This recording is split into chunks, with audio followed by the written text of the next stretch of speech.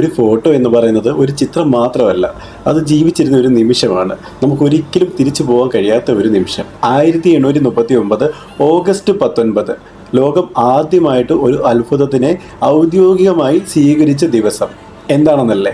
Photography. അന്നൊരു ചിത്രം പകർത്താനായിട്ട് മണിക്കൂറുകളോളം വേണ്ടി വന്നു.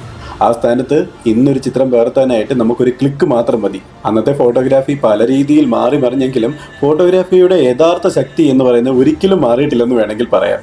നഷ്ടപ്പെട്ട നിമിഷങ്ങളെ ഓർമ്മകളാക്കി മാറ്റാനുള്ള ഫോട്ടോഗ്രാഫിയുടെ യഥാർത്ഥ ശക്തി അതൊരിക്കലും മാറുകയില്ല.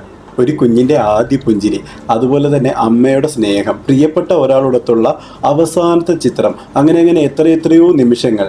അതുകൊണ്ട് തന്നെയാണ് പറയുന്നത്, ഒരു ഫോട്ടോഗ്രാഫർ എടുക്കുന്ന ഒരു ചിത്രത്തെ മാത്രമല്ല, അയാൾ ഒരു സമയത്തെ തന്നെ സൂക്ഷിച്ചു വെക്കുകയാണ് ചെയ്യുന്നത്. അപ്പോൾ ലോകമെമ്പാടുമുള്ള എല്ലാ ഫോട്ടോഗ്രാഫേഴ്സിനും വേൾഡ് ഫോട്ടോഗ്രാഫി ഡേ ആശംസകൾ. Happy shooting.